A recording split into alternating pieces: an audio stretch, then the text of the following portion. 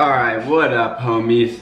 I filmed this video once before and I didn't like how it turned out and I didn't think that you guys would like it, but I don't know, I'm starting to feel more and more strong about it, so I figured I might as well post this video for you guys.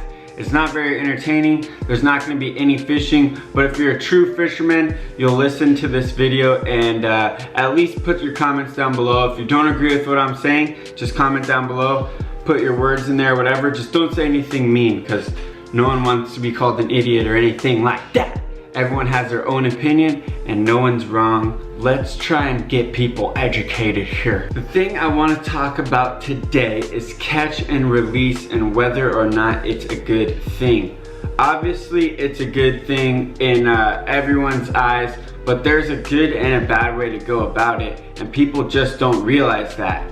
You don't have to put back every fish that you catch. And I'm not saying go and catch 100 fish and take them all out. You still have to follow the rules of your fishing games or whatever department controls your fishing in your area. For us, we pretty much in Southern California, I think could take any bass over 12 inches, which is fine. But there should be a slot limit with like weight or something, because people are also taking these 5+ pounders, and where we only get the chance to fish in little city lakes all the time, there's not really any big fish left.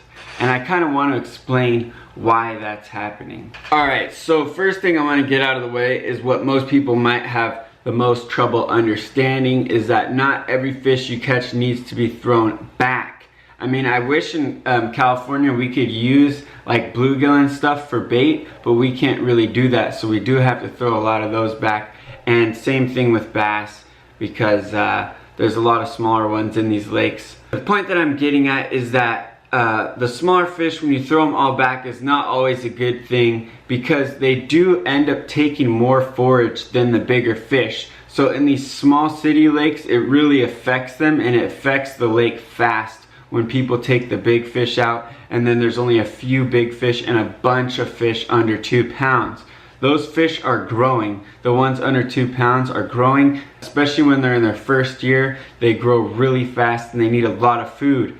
So they're gonna eat a lot more food for their size compared to these big ones. The big ones are smart about their meals and might eat one meal and it will last them for a week, and it's like the size of their body.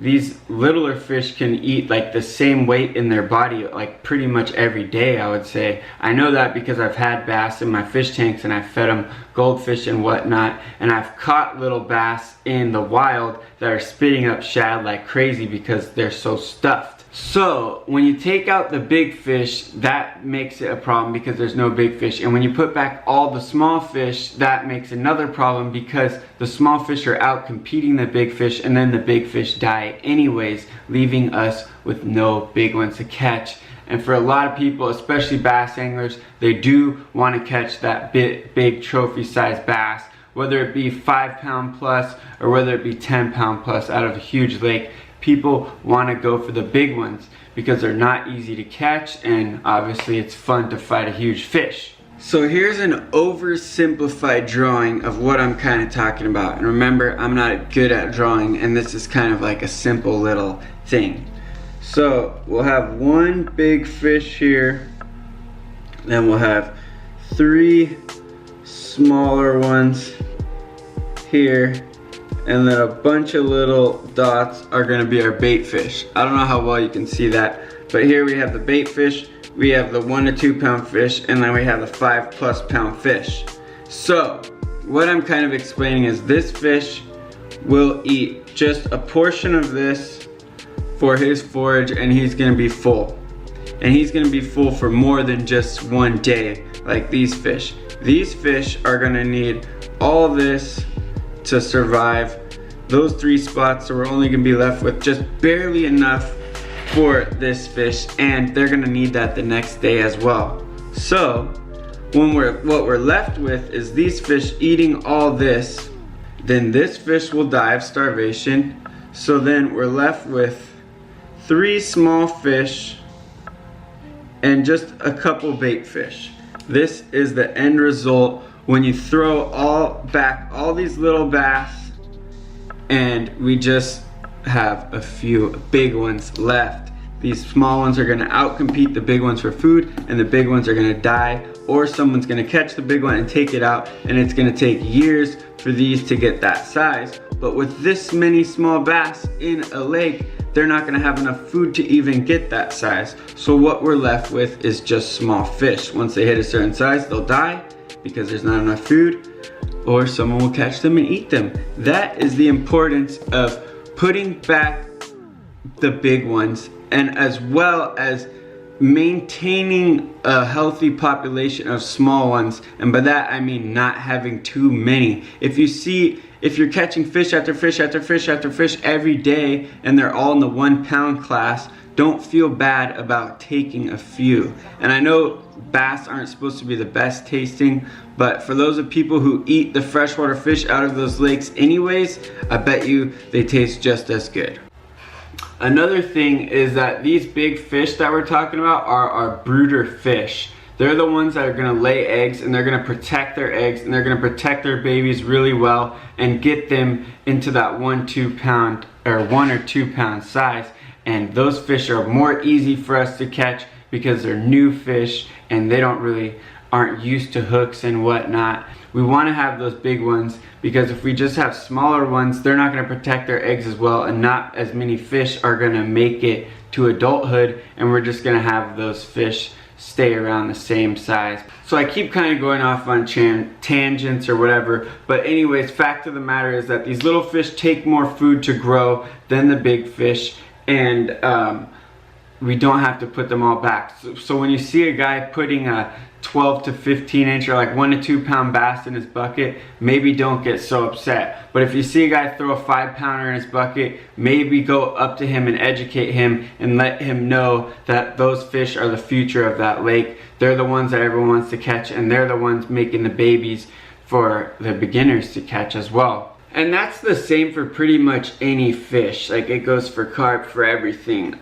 The big ones are the ones that we want to keep. They take forever to get that size as well. That's another thing people don't understand, especially with these big carp that are 30, 40 pounds. They're not getting that size in 5 years. It's taking a long time for them to get huge. In Southern California, they grow pretty fast because they can grow year round, but they're not getting 40 pounds in 5 years. I can almost promise you that. So when someone takes a 40 pounder out of a lake, that might be 6, 7, 8, 9, 10 years of growth that's just taken away right there. And that's a big one we're not able to catch. Even these 20 pounders take years to get that size. So when someone comes and takes 4 or 5 of those out of a lake, that's years and years and years and years we're gonna have to wait in order to catch another one that size.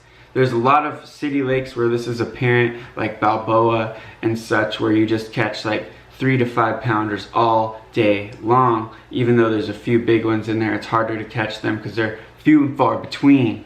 Another reason why we want to put back these big fish is because they're not healthy for us. They contain lots of bad chemicals as well as mercury, which is not good for the human body if we have too much of it. Mercury comes from the rocks, and the fish obviously live in lakes where the rocks are, and this goes for inshore saltwater fish as well. Like, you're catching these bay bass and stuff. I see people eating them all the time. And if you go on the internet and do a little bit of research, you'll know that these fish are not healthy to eat all the time. It says, like, for adult males, like over 45 years old, you should have like a few servings a week or a few servings a month. And this is talking 4 to like 6 ounce servings, I think. Nothing really bigger than that.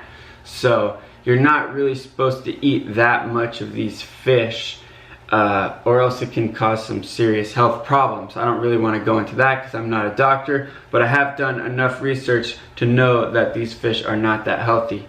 The best fish for you to eat are going to be the stocker fish that come from farms, and the ones that are in the like 1 to 2 pound range are the smaller sized fish. The big ones live in the lakes for years, and they have years to absorb all that mercury and all the harmful chemicals. You have to think, people at these city lakes, they spray the weeds and stuff with chemicals and the chemicals wash right into the lake right when it rains. So some of these lakes you'll see do not eat fish signs. That's because they have pesticides in them and stuff like that, which is super disgusting. And I don't know why people even want to eat any fish out of there. I mean, I understand the stalker fish, like the small trout and small catfish. Some people like that. But when you see people taking the bass and the carp and stuff, I just want to let them know that that's not healthy for you.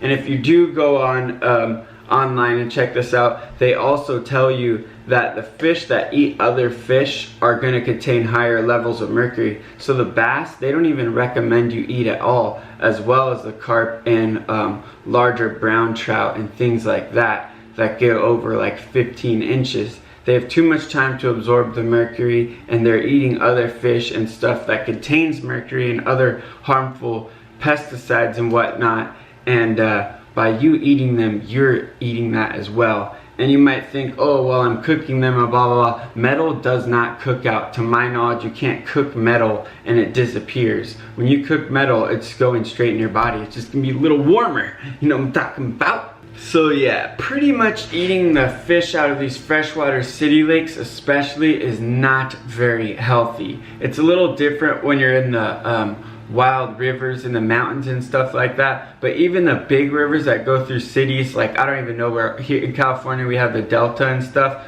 but I've been there recently and it is full of trash, and you do not know what the fish are eating and what the fish that the fish eat are eating. So my suggestion is to not eat these freshwater fish unless you know they come from a farm, or you know they come from somewhere that takes good care of them and they're healthy, which is probably a farm. That's basically all I want to say. I could go on forever about how important catch and release is and how people need to do their research on catch and release before they start throwing every single thing they catch back. And I'm not saying you should catch small fish and bank them, because that's against the rules and you're gonna get yourself in trouble. But don't be so upset when you see some guy taking a few smaller fish. Just make sure they're following the rules, and if you see them taking bigger fish, try and educate them. If they don't want to hear it, then whatever, at least you tried. One more thing I guess I could cover is a lot of times when I'm fishing carp, people will come up to me and be like, oh, can I have that fish? Sometimes people even offer you money. In my opinion, I would never give those people fish. Even if they offer you money, I don't care how much it is, because the next day they're gonna go ask someone else for fish, and the next day they're gonna go ask someone else for fish, and eventually they're gonna be pressuring little kids. I've seen it before. They run up to little kids and say, let me get that fish, let me get that fish, and the kids don't even know what to say because they're so nervous, and they end up giving them the fish just because they're nervous. If someone comes up to you and asks if you can have the fish, tell them no. If you're nervous about telling them that and you feel like they might pressure you more, tell them it's against the rules, that you read about it in a book somewhere and you don't want to get yourself in trouble, and there's really nothing they can say about that. They can argue with you, but unless they have a rule book or something on them that shows you that it's legal, they can't really prove you wrong. So if you're in a bind, tell them it's against the rules and you're scared to get in trouble. Other than that, I hope you like this video. Please spread the word. Like this video. If you've never shared a video before, please share this one and tell people to watch it all the way till the end.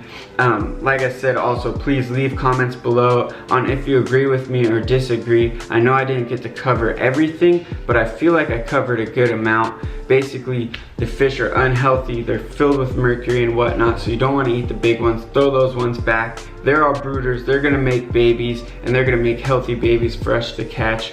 And we don't necessarily have to throw back all these small ones we catch, but please follow the rules and don't get yourself in trouble.